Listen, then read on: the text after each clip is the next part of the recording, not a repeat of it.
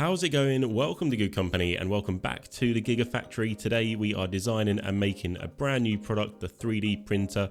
Haven't done one of these yet, so exciting times. Also, it's the start of the Industrial Revolution. We go over to the metal workshop and start using machines in there. And to be honest, it's a turning point for the Gigafactory because after this, we use machines like crazy. I just get the bug and I just want to use machines everywhere. So that's what we're doing today. Before we start though, go ahead, check to see you are subscribed. Also hit the like button as it really does help out. If you want to join the workforce and support the channel, you can do so by becoming a channel member and you get your name at the end of the video. Just starting out though, we are swapping over all of the research desks over to the research labs. This is going to make researching so much quicker, which means we can use the top tier modules a lot faster than we would have done before. As you can see, the market phases are getting a little bit away from us, so we do need to go and unlock those top tier modules as quick as possible. Also just unlocking all of the products and just doing a few company goals as well. So here we are making the 3D printer using the medium metal case, which we're already making. Couldn't decide on a name.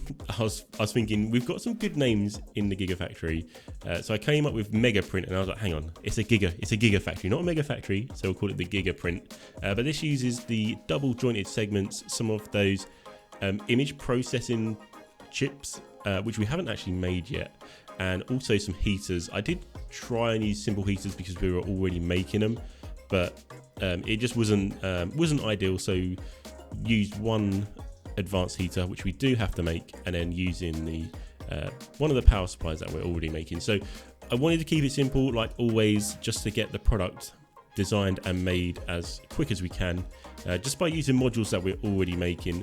So here we are actually making the advanced heaters, just putting it in the case making area next to the simple heaters. This room is not ideal. I was going to try and split up everything, but I've kind of got into the habit, which is really bad, of just putting stuff down where it fits at the moment without opening up any more buildings. And that is mainly because of money. I think in the future what I'm going to do is just open up a building, make stuff in that building, and then move it over. Because what I don't want to do is destroy production of a module in another area, because basically all of the other products use the modules we're making. So if you destroy one thing, production of everything is going to go down, which is, well, it's not ideal because we're going to go bankrupt if that happens. So just adding our 3D printer to our assembly room. I'm laughing because every time I look at this, I just think, how am I going to sort that out? It's an absolute mess in there. I just don't want to deal with it. So I'm just trying to just find any space really in there for these assembly tables. I did swap over some of the other products to the Gigaprint. I don't know what it was though. Oh, it's a copy machine.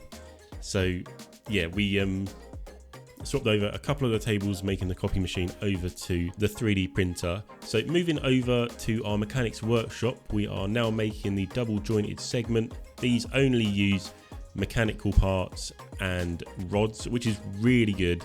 Before, you had to make the single jointed segment and then use that in the double jointed segment.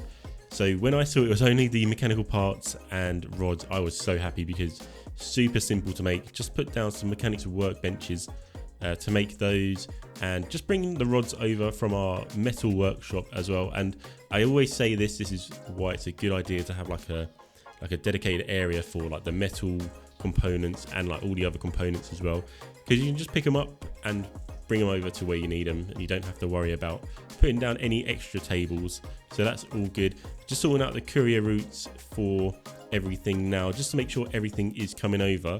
Do have to make some of the image processing units, still got that to do, but we are bringing over the simple heaters and the advanced heaters now. The production does slow down a little bit because we are actually running out of heaters. So I do actually add a few more tables, as you can see. Just making these. Took a little bit of rearranging to fit them into the actual room, but I wasn't too worried about actually it being messy because that is a very temporary thing. So just picking up some conveyor belts and machine parts because I did want to use machines to make these image processing units, and we can do them on the pick and place machines. So I did initially put down 3, however these make 10 every day, so quite fast, and we're not going to be using 10 every day. So like I said, I initially put down 3, so that's 30 a day, way too many for what we need at the moment.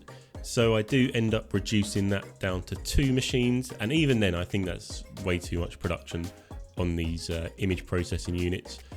Just using conveyor belts to get the module out of the machine. I don't like things stacking up inside a machine because it really kills production, but we are going to be using logistics workers to put material into the machine just for now. And I think for this electronics workshop, just because of the space, I don't think it's going to be feasible to actually use conveyor belts to get stuff into these machines.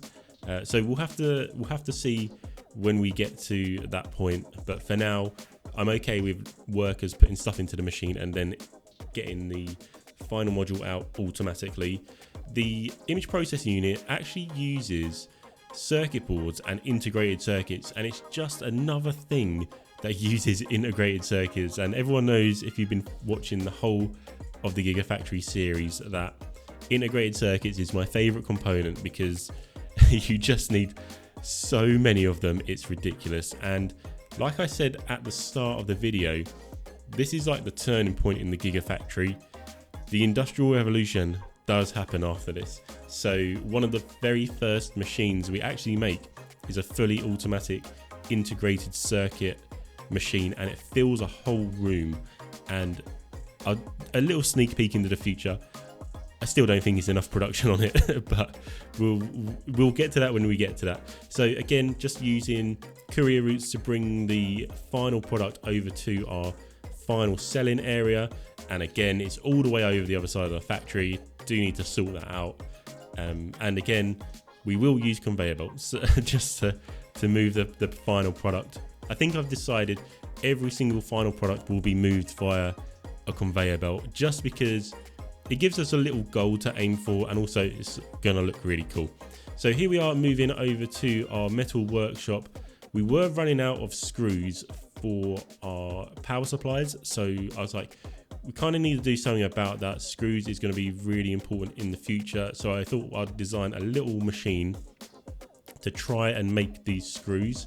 So we've got 2 of the metal processing machines, just like the small case machines. They fit very nicely into each other, like Tetris. So the screws are simple to make. They only use a rod, and then the rod only uses metal. So basically we just need to feed metal into the rod machine, and then that will feed into the screw machine, as you can see, and then screws pop out the other end. And it's quite compact, really cool, looks really cool as well, really simple, which I like as well. But looking at the production on one of these machines, it's nowhere near enough. I love this actual company's stats page, because it tells you the production that you have, the production that you can achieve if everything was 100%, and what you need. So it's a good way of gauging how much production you need, and if you need to place down more machines or tables, or if you need to reduce some stuff as well. So I don't really use that enough, but I do start using that a lot more in the future when we do start using machines more. So it did show me that the screw production was not, like, it was nowhere near close enough. So I actually put down another machine making the screws, and again, it's still not enough. And by this time I was thinking, this is not going to cut it. We need drastic action if we're going to hit the production that we need. So like I said, the Industrial Revolution, this is where it sparked in my brain that I need to do something on a whole new scale. Like, just one room for the metal workshop is not going to cut it. So we actually spread it across 2 rooms, the room we're currently in and the green room there that you just saw on the map. So it does kind of start working out, but we're going to be using a lot more screws in the future when we get to more mechanical stuff with the robots and that. I did reduce the amount of gears we were making just to make space in that room, because gears really aren't used anywhere else apart from the mechanical parts and I think it's the either conveyor belts or machine parts. I can't really remember. So that's kind of it for now in the metal workshop, but next episode is going to be a whole new redesign of the metal workshop. So just doing a little bit of housekeeping around the factory, just put 2 stacks of batteries on each of the shelves in the handheld product assembly room, because I thought it might be a bit easier to get batteries onto the shelves, because we do need tons of batteries. Made a walkway through that area there. You just saw. I'm kind of behind the video now, trying to catch up. But just at the end of the video, I just like looking around, see if anything has messed up, and it all seems fine. The 3D printer, I don't think has a very good market demand, so we can't actually sell much. But what we do make, we do make decent money out of it. So here's the metal machine. Thank you for watching. Thank you to the workforce. Stay safe, have fun, and I'll see you on the next one.